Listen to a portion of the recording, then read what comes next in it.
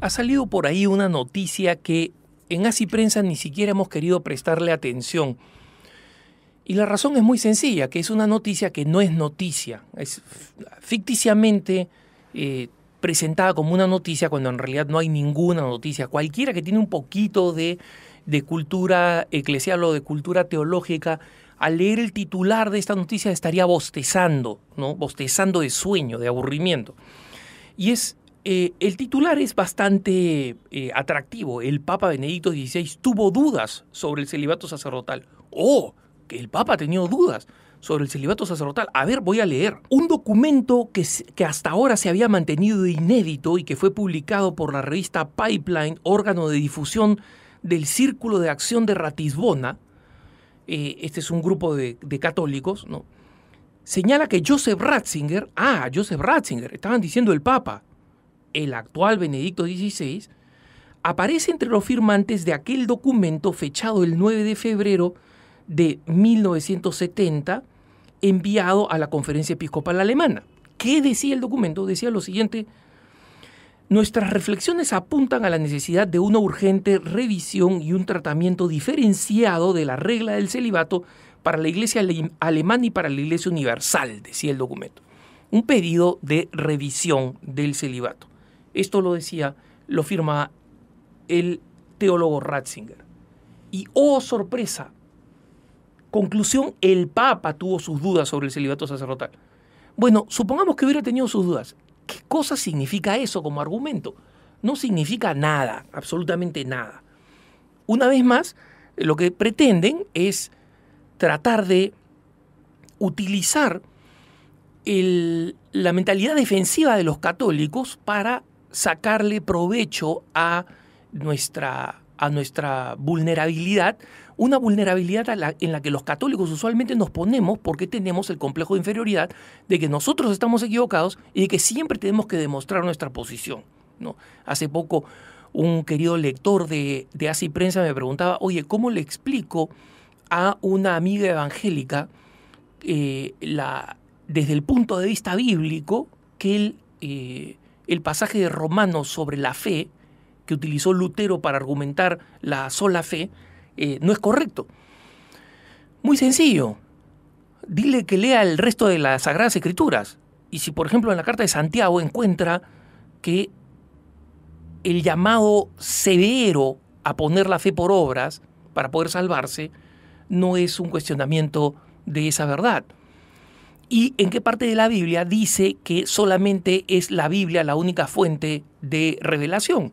Los evangélicos no tienen cómo probar eso. Usualmente utilizan una cita mal traducida en la que dicen la tradición no vale nada, lo que importa es la palabra. Bueno, resulta que ellos dicen esto y muchas veces los católicos dicen, oh, efectivamente, ahí está en la Sagrada Escritura. Bueno, primero la traducción es mala, está viciada, porque no se refiere a la tradición en sí misma, sino que ese pasaje se refiere a las tradiciones judías, que no eran las tradiciones por las que se debía guiar un católico, en primer lugar. Y en segundo lugar, las cartas y el mismo evangelio en la época en que se escribieron estos pasajes, esa era tradición. Las escrituras eran solamente el Antiguo Testamento.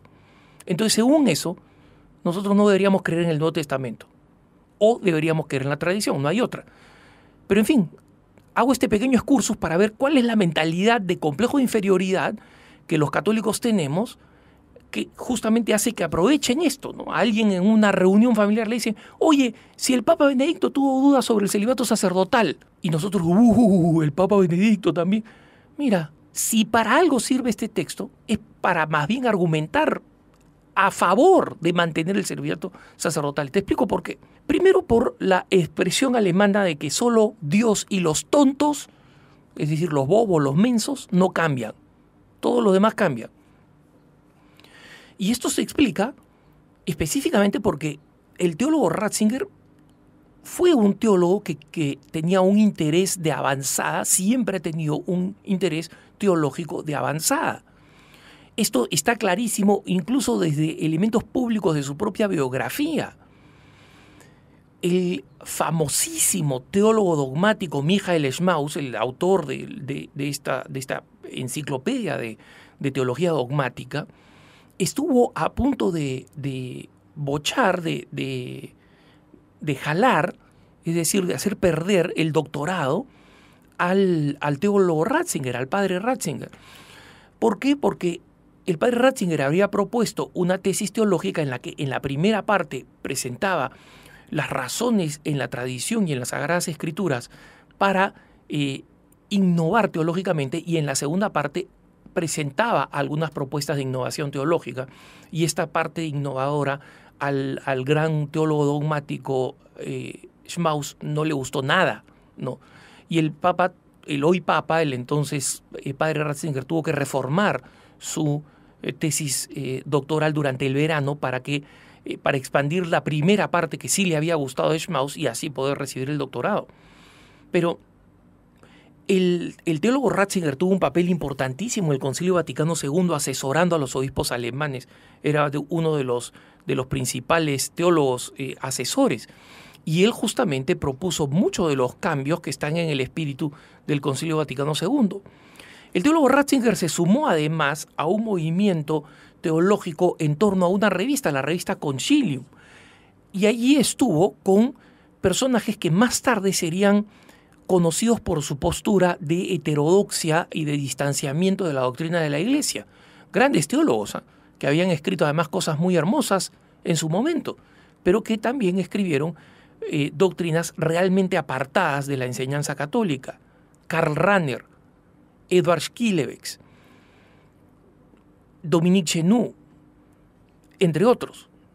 Más tarde a esta revista Concilium se sumarían todos los teólogos latinoamericanos de la liberación, Leonardo Boff, Gustavo Gutiérrez, etcétera, etcétera. Y esa es la razón por la cual más adelante Benedicto XVI, el entonces teólogo Ratzinger, decide abandonar este grupo. ¿Por qué? Porque él estaba interesado en que se exploraran nuevas posibilidades teológicas. Y por eso escribió cartas como esta, pidiendo que se explore.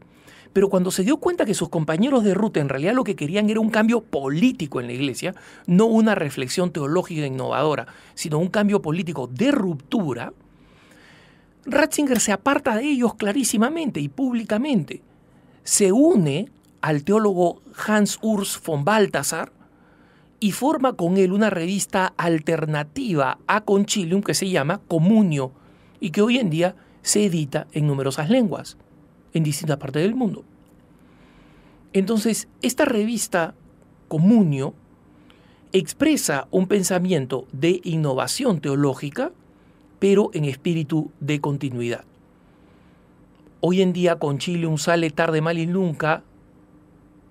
Communio sigue saliendo en distintos idiomas, impulsado en distintas partes del mundo con extraordinaria calidad. Entonces, resulta importante comprender que este Papa ya estaba completamente a favor de mantener el celibato sacerdotal cuando era teólogo.